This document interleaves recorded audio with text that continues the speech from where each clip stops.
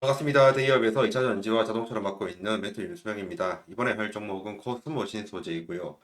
코스모신 소재 같은 경우에는 18분기 연속으로 흑자를 기록을 했습니다. 이번에 잠정 실적 결과 발표까지 포함입니다. 24년도 2분기 잠정 실적의 결과를 한번 살펴볼 건데요. 성장성 여부와 그리고 수급까지 점검하는 시간을 갖도록 하겠습니다. 그러면 우선 잠정 실적이랑 컨센서스 확인해 보도록 하겠습니다. 잠정 실적 같은 경우에는 우선 잠정 실적 위주로 보도록 할게요. 이번에 단기 실적이 바로 24년도 2분기의 잠정 실적이고요. 그리고 정기 실적은 1분기 실적입니다. 단기 실적 같은 경우에는 1853억까지 올라갔고요. 그리고 정기 실적, 즉 1분기 실적 같은 경우에는 1221억입니다. 그러면 한 대략적으로 50% 정도 성장을 했죠. 정확하게는 51.8%라는 큰 성장성을 보여주었고요. 그렇지만 이제 전년도랑 한번 또 비교해 봐야죠. 24년도 2분기와 그리고 23년도 2분기 비교해 보겠습니다.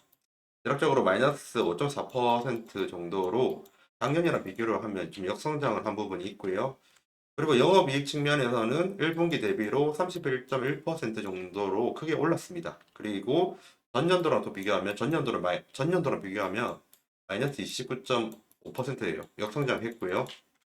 그 외에도 당기 순이익 측면에서는 24년도 1분기 대비로 마이너스 7%로 수익은 좀 안 좋아진 상태고요. 그리고 전년도랑 또 비교하면 마이너스 22%로 좋지 못합니다.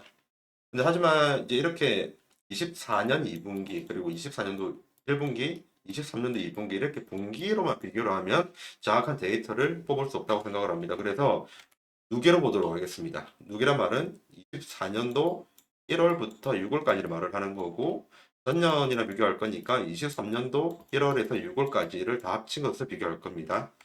매출액 부분에서 누계로 비교해 보겠습니다. 단기 같은 경우에는 누계로 보면 3천억 넘었습니다. 벌써 반년인데 3천억이 넘었고요. 누계 실적은 보면 전년이랑 비교를 하면 마이너스 20%예요. 안 좋아진 상태이고요. 그리고 영업이익 쪽으로 봐도 마이너스 25% 정도 감소가 되었습니다. 좋지 못합니다. 하지만 법인세 비용 차감전 계속 사업이익을 확인해 보니까 오히려 플러스 3.1% 정도로 성장을 했더라고요. 그리고 당기 순이익 같은 경우에도 플러스 3.8%로 성장을 했습니다. 지금 보면 영업이익은 마이너스잖아요. 그리고 지금 법인세 비용 차감전 계속 사업 이익에서 누계 실적으로 플러스가 돼가지고 단기 순이익이 플러스가 된 거거든요. 이렇게 보면 영업 외적인 수익이 있었단 말이에요. 지금 잠정 실적이라서 이 부분을 공시도 안 했고 알 수 있는 방법은 현재로서는 없습니다. 왜냐하면 1분기만 보면 저도 알 수는 있는데 지금은 2분기까지 포함된 자료잖아요.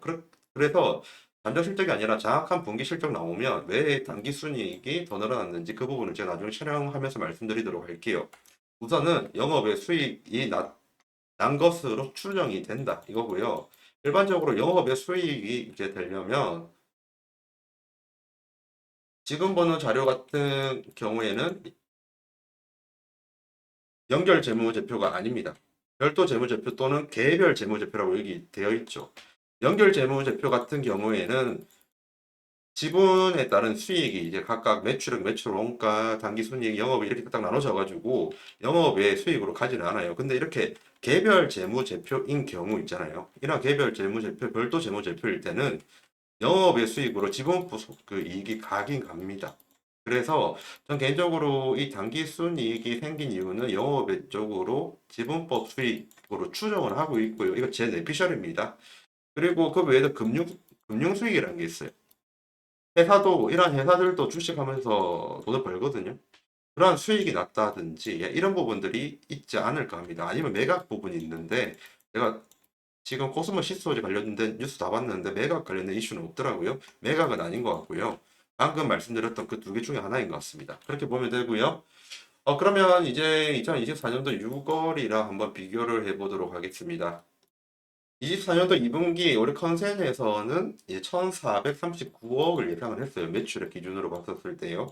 근데 이번에 1,854억 이렇게 나왔어요.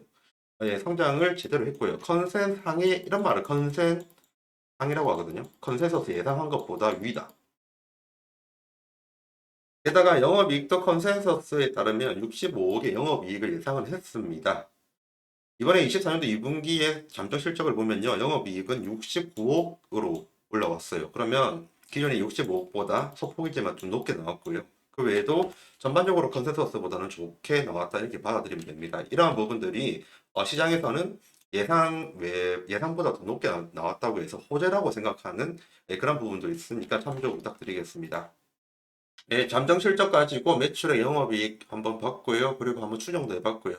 하지만 이제 미래성도 한번 봐야 된다고 생각을 하죠. 그래서 단일 판매 공급 계약 나온 지 얼마 안 된 자료인데 한번 보도록 하겠습니다. 단일 판매 공급 계약이라고 해가지고 코스피와 코스닥이 상장된 회사일 경우 반드시 이제 이러한 부분들을 공시할 의무가 있습니다. 보면 LG화학이랑 이제 계약을 맺었고요. 계약 금액이 무려 3,600억 됩니다. 코스모 신소재가 1년 최근 매출액이 6,200억 정도 되는데 3,600억이면 어마어마한 양이죠. 이런 부분을 만약에 혹시라도 3년 아니면 10년 이렇게 하면 그렇게 큰 계약 아니에요. 근데 여기 밑에 나와 있죠. 계약 기간이 2024년도 5월 1일부터 2025년 4월 30일까지입니다. 대략 1년 안 되거든요. 1년 안 되는 시간 동안 3,600억이라는 매출을 올릴 수 있는 상태고요. 이게 바로 코스모 신소재의 미래성입니다. 지금 현재 18분기 연속으로 흑자를 보고 있는 상태잖아요. 거기에서 수익성이 이미 수익을 잘 내는 회사로 증명이 된 상태입니다. 그 상태에서 지금 이제 미래성도 있다. 이렇게 저는 봐지고요. 그러면 한번 수급을 한번 살펴보도록 할게요. 코스모 신소재 수급입니다. 지금 2024년 1월 1일부터 그리고 7월 25일까지 오늘까지 이렇게 한번 설정을 해봤거든요. 이번 연도만 보면 지금 외국인이나 기관이 수급이 많아요. 특히 기관이 수급이 많죠. 기관만 많은 게 아닙니다. 금융 투자도 많고 보험 쪽도 많고 투신도 많습니다. 연기금도 당연히 많네요. 사모펀드까지 많아요. 지금 상황이 저는 왜 이렇게 됐냐고 하면 첫 번째 같은 경우에는 아까 말씀드렸던 18개월 연속으로 흑자 냈고 흑자를 낼 수 있는 능력. 왜냐면요. 코스모 시소재 같은 경우에는 2차 전지 쪽에서 양극할 물질 쪽입니다. 근데 여러분들이 알다시피 2차 전지 같은 경우에는 지금 캐즘이거든요. 일시적인 수요 둔화 상태입니다. 이러한 악조건에서 수익을 냈다는 의미는 매우 큽니다. 그런 부분들이 시장에 어필을 잘 했다라고 저는 그렇게 생각을 하고 있고요. 그 덕분에 지금 7개월에 가까운 시간 동안 외국인과 기관 그리고 금융투자, 보험, 투신까지, 연기금까지죠. 네, 계속 이 주식을 보유하거나 계속 사고 있지 않나 이런 생각을 하고 있습니다. 예, 그러면 차트를 간략하게 보고 끝내도록 할게요. 예, 차트를 보면 잠시만 좀 이동할게요. 차트를 보면 우선 2023년 3월부터 2023년 6월까지 예, 지속적으로 올랐습니다.